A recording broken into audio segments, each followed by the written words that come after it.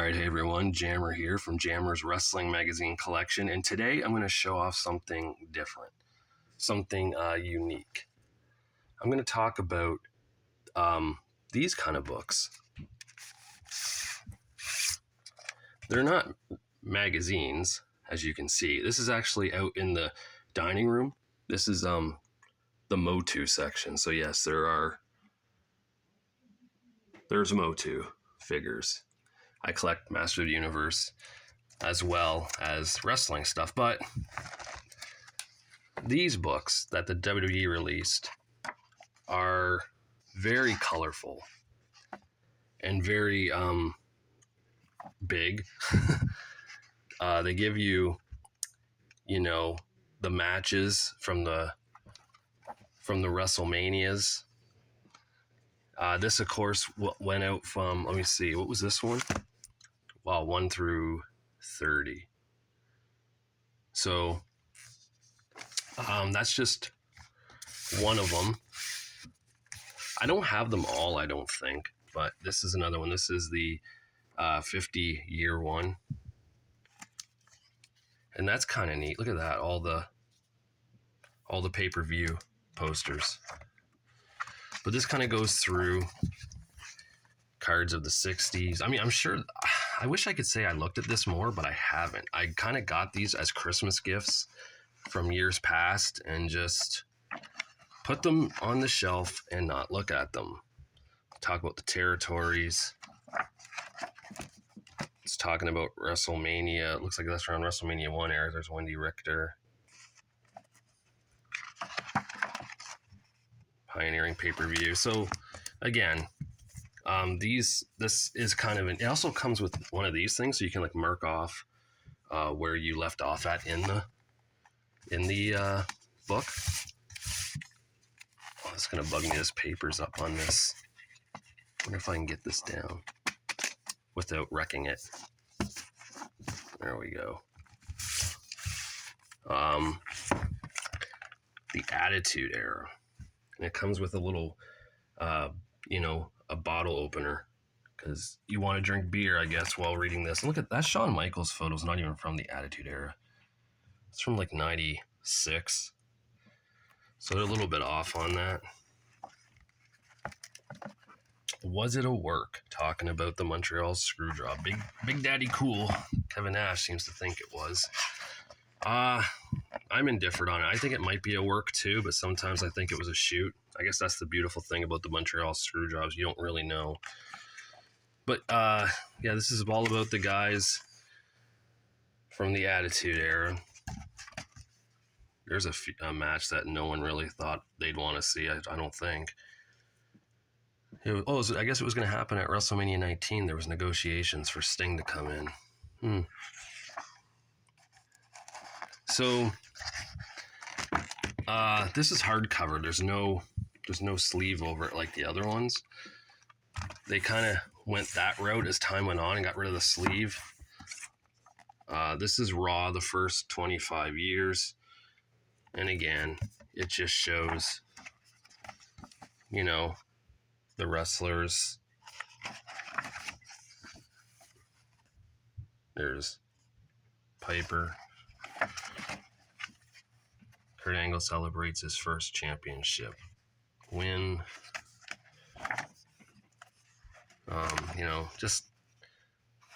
Just stuff about Raw.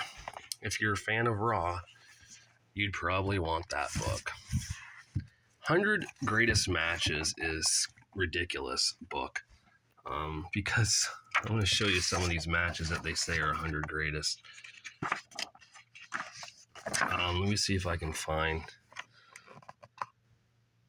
some of them here. Like some of these things. Oh yeah, there it is. May 3rd, 1986. What page is that on? 92. So apparently,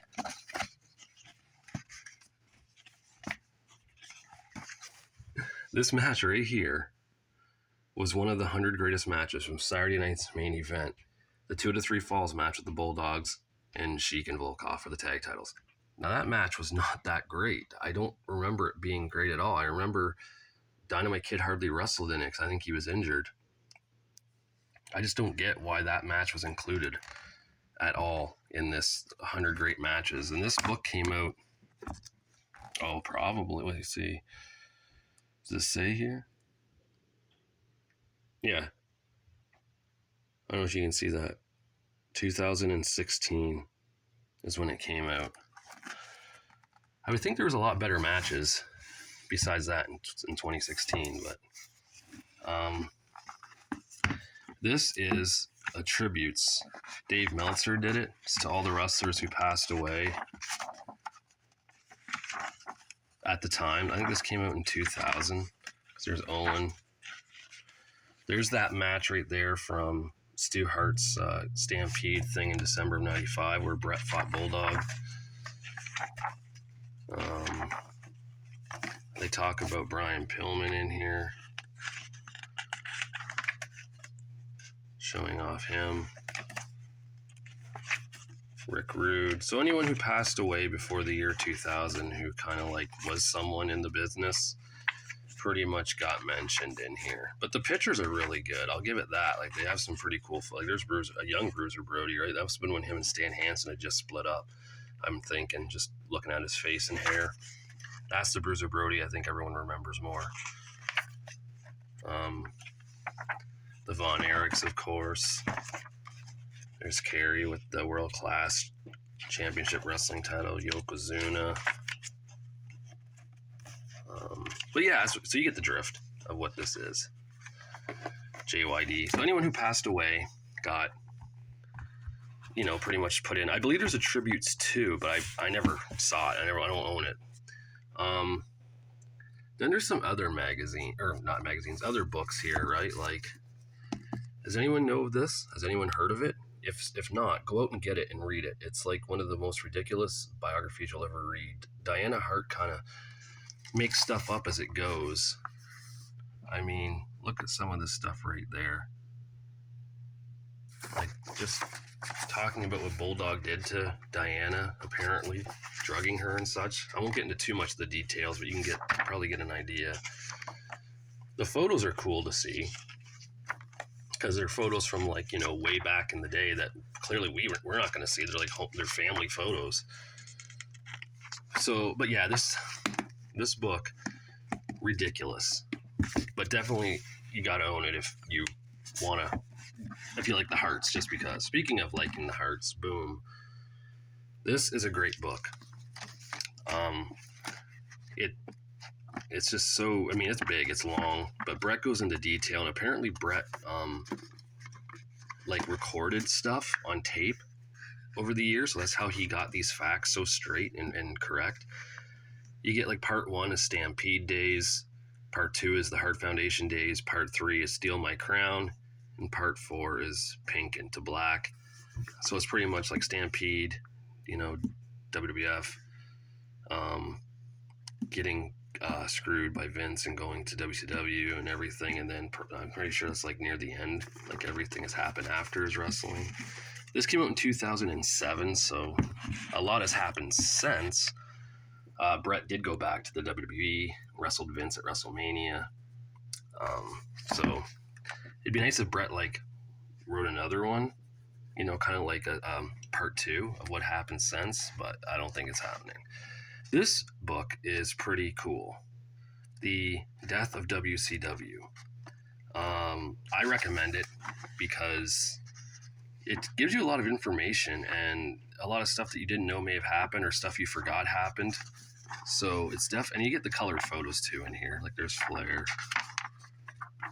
Jericho, Bret Hart against Perry Saturn, Goldberg and Sting, Benoit, Nash is the Grand Wizard, Luger, Scott Steiner, Scott Hall, Sting, Rey Mysterio, Rey without his mask, and Miss Legs herself, Stacy Keibler, of course, who was Miss Hancock at the time. But yeah, a very cool magazine. I keep saying magazines, I'm so used to that. Very cool book. This one too is pretty sweet. Pure Dynamite. Dynamite Kid doesn't really hold anything back. As you probably guess, he was very vocal about things. It's a fun little book to read. I've read it many times. Yeah, it talks about Japan, Stampede, WWF, the Rougeau situation, like his side of the story. So, yeah, I mean, these are the only, and of course, this one here, as you all know, which I showed before in that other video. But yeah, these are the only, those are hard to get back in. That's why I'm not putting them in. These are the only books I have for like actually wrestling books, biographies or whatnot. I got other, there's other things here. Oh wait, you know what? There's this. I kind of forgot about this. The Encyclopedia of Sports Entertainment. This goes through and gives like everyone, like anyone who's in wrestling gets it. And the funny thing is too, is like Raven's in here, but so would like Johnny Polo and Scotty Flamingo. Like they pretty much make it so like the character is in here and talking about what the character did, not the person who played the character. So for example, like General Adnan is in here, and this is kind of like a throwback, but his other character of Billy White Wolf, when he was tag champions with Chief Jay Strongbow, is also in here. So it's just like, it's a very cool concept how they did this. They just said, like, there's Dean Douglas, and I'm pretty sure if I get to the S's here, we will see. Watch me being wrong on this time, right? This will be the one time like Shane Douglas won't be in here.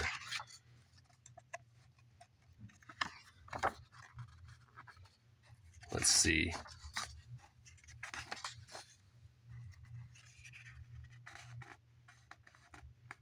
Is he? No. Oh yeah, there he is. See? Shane Douglas. So they had Dean Douglas and Shane Douglas. Same guy, but here, different. They just show off like, hey, he's a different character, so we're going to talk about it. So I think that was kind of neat about this, and that's how you got so much in here. It's just these are really cool. The encyclopedia encyclopedia books are freaking awesome. They're just a lot to take in, but again, cool pictures and everything for it. This is I don't know what issue this is, because they brought them out like every so often. I don't even know if they say like, oh, this is the 3rd edition. So I don't even know if there's a 4th one out. There might be by now. Maybe even a 5th one. I don't know. I got this a few years ago, probably in 2016, maybe. I know it was 20. AJ Styles is in this, so it happened after 2016. So I do know that much. But yeah, that's these books, right? These wrestling books that aren't magazines, but they're just something neat. I mean, I'm sure a lot of people out there have the biographies of wrestlers. I used to have a lot more. I had Terry Funk, I had Edge, I had Chris Jericho's, but I eventually sold them because I just had no interest in reading them again. I kept the ones that were entertaining and interesting to me, and now they sit on this shelf here with like my other ridiculous books like The Simpsons and these ridiculous like books about potty and toot and such that are just so dumb but hilarious to look through. And they all sit here and they collect us now.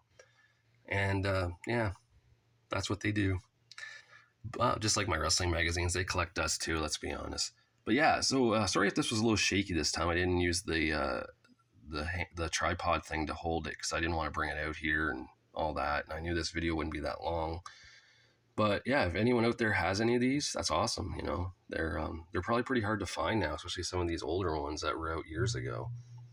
I don't think that WWE even puts these styles of books out anymore.